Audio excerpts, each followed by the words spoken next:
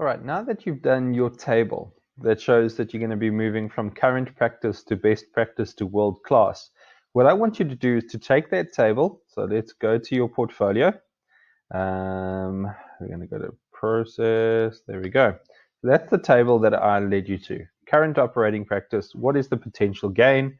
Best operating practice, what is the potential gain? What is the world-class standard? And what is your priority? All right.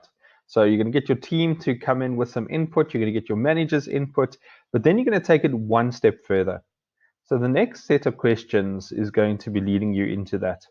Choose one of your best practice criteria identified above and explain why it is the best opportunity for maximum gain for your team. This will be the idea that you will plan and implement. Now, I want you to be realistic. So if your biggest move to best practice is going to cost you 2 million, it's probably not going to be happening very soon. But there are small things that we are able to do. So let's say instead of using the truck to distribute books, okay, so like 20 books gets loaded onto a truck and gets taken to a client. Maybe what you guys need to do is to look at how you can use a motorbike with a box, and that can be used to move 20 of the books around. So that will be the low-hanging fruit, something that is not very expensive to implement, but will move you from current practices into best practices. Now decide that that idea will be the one that you implement. So what is right now the best value for money, the lowest hanging fruit that will make the most change with the least amount of resources? Then tell me, what current practices will you keep?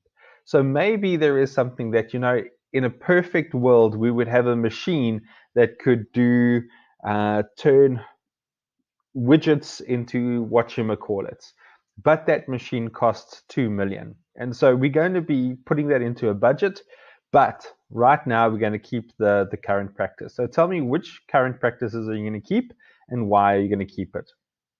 And then, besides the one that you want to implement, tell me which are the best practices that you actually would like to invest in.